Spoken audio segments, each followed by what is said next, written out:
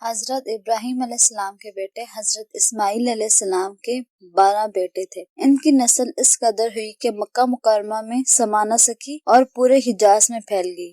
ان کے ایک بیٹے کدار کی اولاد میں عدنان پیدا ہوئے۔ عدنان کے بیٹے ماد اور پوتے کا نام نزار تھا۔ نزار کے 4 بیٹے تھے، ان میں سے ایک کا نام مضر تھا۔ مضر کی نسل سے قریش بن مالک پیدا ہوئے، یہ فہر بن مالک بھی کہلائے۔ قریش کی اولاد بہت ہوئی اور ان کی اولاد مختلف قبیلوں میں بٹ گئی۔ ان کے اولاد میں قصا نے اقتدار حاصل کیا۔ قصا کے آگے 3 بیٹے ہوئے، ان میں سے ایک عبد مناف تھے جن کی اگلی نسل میں ہاشم پیدا ہوئے۔ ہاشم نے مدینے کے ایک سردار کی لڑکی سے شادی کی۔ ان کے ہاں ایک بیٹا پیدا ہوا، ان کا نام شیبہ رکھا گیا۔ یہ پیدا ہی ہوا تھا کہ ہاشم کا انتقال ہو گیا۔ ان کے بھائی مطلب مکہ کے حاکم ہوئے۔ ہاشم کا بیٹا مدینہ منورہ میں پرورش پاتا رہا۔ جب مطلب کو معلوم ہو گیا کہ وہ جوان ہو گیا ہے تو بھتیجے کو لینے کے لیے خود مدینہ گئے۔ اسے لے کر مکہ مکرمہ پہنچے تو لوگوں نے خیال کیا کہ یہ نوجوان ان کا غلام ہے۔ حضرت مطلب نے لوگوں کو بتایا کہ یہ ہاشم کا بیٹا اور میرا بھتیجا ہے۔ اس کے باوجود لوگوں نے اسے مطلب کا غلام ہی کہنا شروع کر دیا۔ اس طرح شیبہ کو عبد المطلب کہا جانے لگا۔ انہیں عبد المطلب کے ہاں حضرت ابو طالب، حضرت حمزہ، حضرت عباس، حضرت عبداللہ، ابو لہب، حارث، زبیر، زرار اور عبد الرحمن پیدا ہوئے۔ ان کے بیٹے عبداللہ سے ہمارے نبی حضرت محمد صلی اللہ علیہ وسلم پیدا ہوئے۔ حضرت عبد المطلب کے تمام بیٹوں میں حضرت عبداللہ سب سے زیادہ خوبصورت اور سب سے زیادہ پاک دامن تھے۔ حضرت عبد المطلب کو خواب میں زمزم کا کنواں کھودنے کا حکم دیا گیا، یعنی حضرت اسماعیل علیہ السلام کے کنویں کو جرہم کے سردار مزاز نے پاٹ دیا تھا۔ قبیلہ جرہم کے لوگ اس زمانہ میں مکہ کے سردار تھے اور بیت اللہ کے نگراں بھی تھے۔ انہوں نے بیت اللہ کی بے حرمتی شروع کر دی۔ ان کا سردار مزاز بن عمرو تھا، وہ اچھا آدمی تھا۔ اس نے اپنے قبیلے کو سمجھایا کہ بیت اللہ کی بے حرمتی نہ کرو، مگر ان پر کوئی اثر نہ ہوا۔ جب مزاز نے دیکھا کہ ان پر کوئی اثر نہ ہوتا تو قوم کو اس کے حال پر چھوڑ کر وہاں سے جانے کا فیصلہ کر دیا۔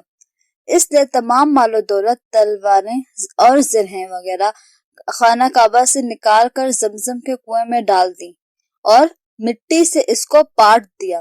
کنواں اس سے پہلے ہی خشک ہو چکا تھا، اب اس کا نام و نشان بھی مٹ گیا۔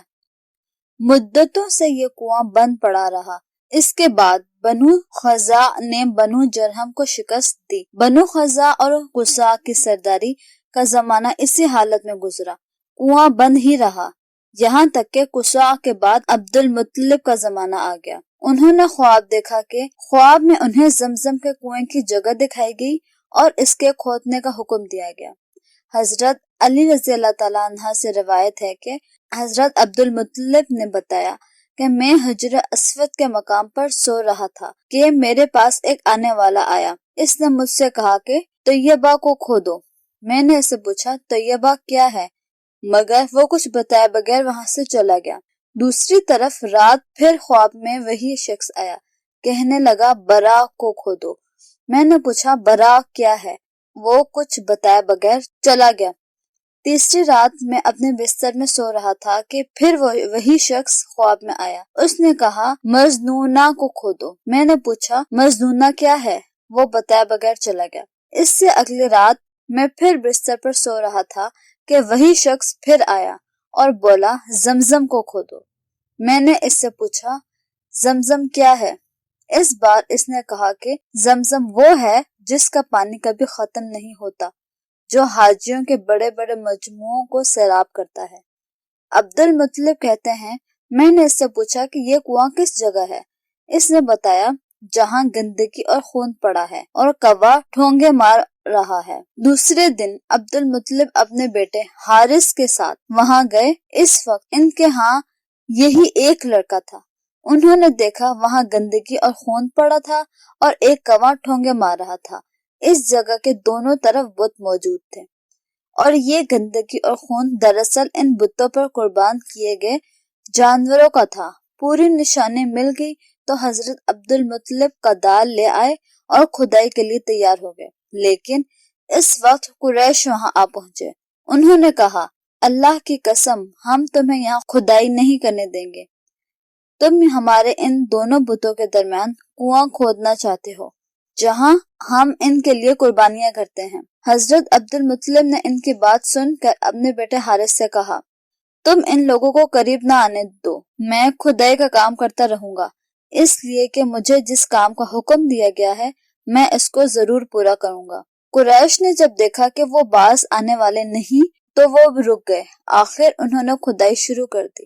جلد ہی انہیں کنویں کے آثار نظر آنے لگے۔ یہ دیکھ کر انہوں نے اللہ اکبر کا نعرہ لگایا اور پکار اٹھے، یہ دیکھو یہ اسماعیل علیہ السلام کی تعمیر ہے۔ جب قریش نے دیکھا کہ انہوں نے کنواں تلاش کر لیا تو ان کے پاس آ گئے اور کہنے لگے، عبد المطلب، اللہ کی قسم یہ ہمارے باپ اسماعیل علیہ السلام کا کنواں ہے اور اس پر ہمارا بھی حق ہے، اس لیے ہم اس میں تمہارے شریک ہوں گے۔ یہ سن کر عبد المطلب نے کہا، میں تمہیں اس میں شریک نہیں کر سکتا، یہ مجھ اکیلے کا کام ہے۔ اس پر قریش نے کہا، تب پھر اس معاملے میں ہم تم سے جھگڑا کریں گے۔ عبد المطلب بولے، کسی سے فیصلہ کروا لو۔ انہوں نے بنو سعد ابن حزیم کی کاہنہ سے فیصلہ کرانا منظور کیا۔ یہ کاہنہ ملک شام کے بلائی علاقے میں رہتی تھی۔ آخر حضرت عبد المطلب اور دوسرے قریش کے لوگ اس کی طرف روانہ ہوئے۔ حضرت عبد المطلب کے ساتھ عبد المناف کے لوگوں کی ایک جماعت تھی، جبکہ دیگر قبائل قریش کی بھی ایک جماعت ساتھ تھی۔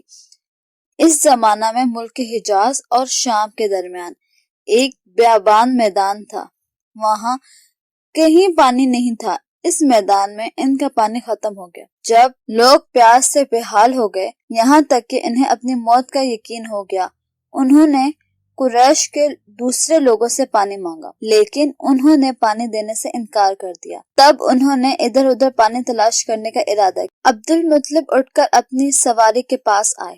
جو ہی ان کی سواری اٹھی، اس کے پاؤں کے نیچے سے پانی کا چشمہ ابل پڑا۔ انہوں نے پانی کو دیکھ کر اللہ اکبر کا نعرہ لگایا۔ پھر حضرت عبد المطلب سواری سے اتر آئے، سب نے خوب سیر ہو کر پانی پیا اور اپنے مشکیزے بھر لیے۔ اب انہوں نے قریش کی دوسری جماعت سے کہا، آؤ تم بھی سیر ہو کر پانی پی لو۔ اب وہ بھی آگے آئے اور خوب پانی پیا۔ پانی پینے کے بعد وہ بولے، اللہ کی قسم اے عبد المطلب، یہ تو تمہارے حق میں فیصلہ ہو گیا، اب ہم زمزم کے بارے میں تم سے کبھی جھگڑا نہیں کریں گے۔ جس ذات نے تمہیں اس بیابان میں سیراب کر دیا، وہی ذات تمہیں زمزم سے بھی سیراب کرے گا، اس لیے یہیں سے واپس چلو۔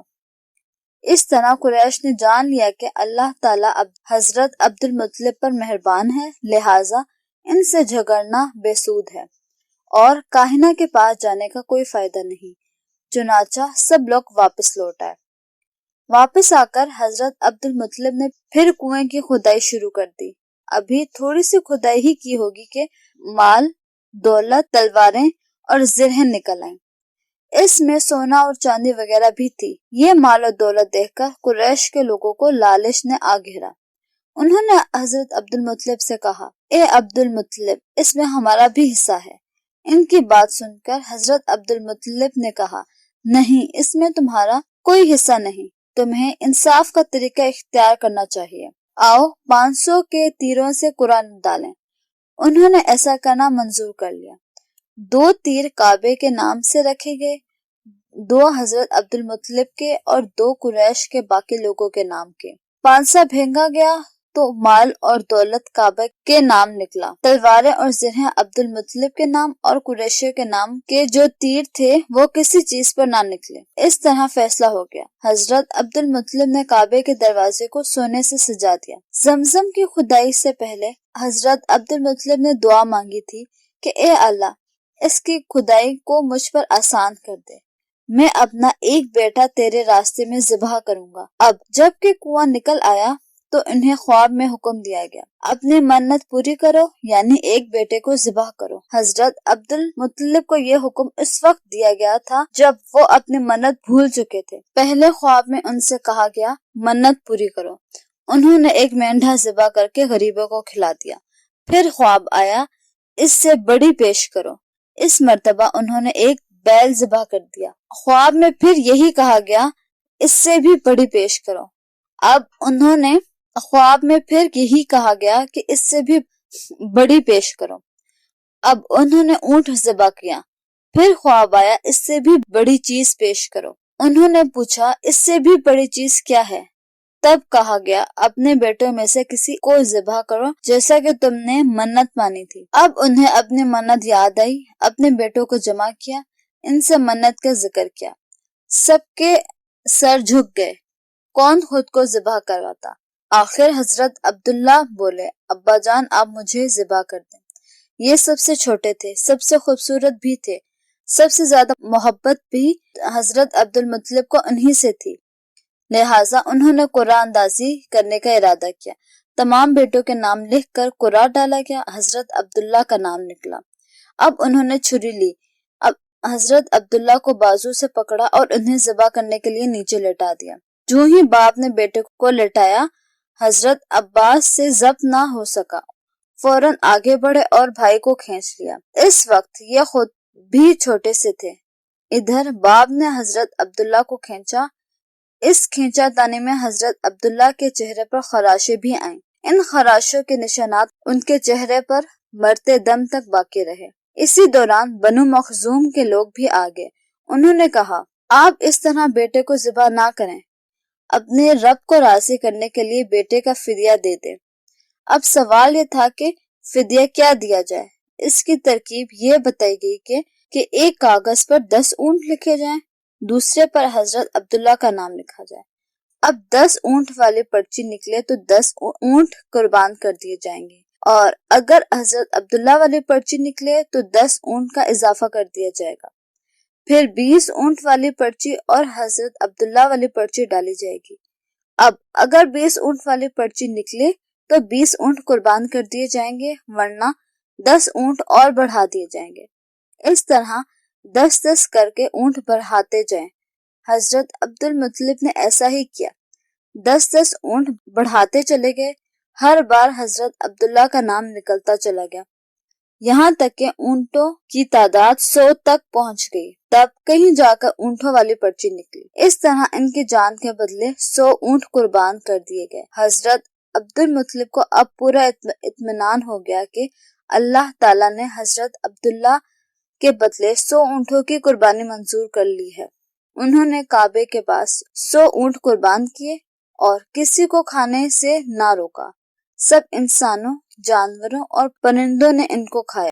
امام زہری کہتے ہیں کہ حضرت عبد المطلب پہلے آدمی ہیں جنہوں نے آدمی کی جان کی قیمت 100 اونٹ دینے کا طریقہ شروع کیا۔ اس سے پہلے 10 اونٹ دیے جاتے تھے، اس کے بعد یہ طریقہ سارے عرب میں جاری ہو گیا، گویا قانون بن گیا کہ آدمی کا فدیہ 100 اونٹ ہے۔ نبی کریم صلی اللہ علیہ وسلم کے سامنے جب یہ ذکر آیا تو آپ نے اس فدیے کی تصدیق فرمائی، یعنی فرمایا کہ یہ درست ہے، اور اسی بنیاد پر نبی کریم صلی اللہ علیہ وسلم فرماتے ہیں میں 2 ذبیحوں یعنی حضرت اسماعیل علیہ السلام اور حضرت عبداللہ کی اولاد ہوں۔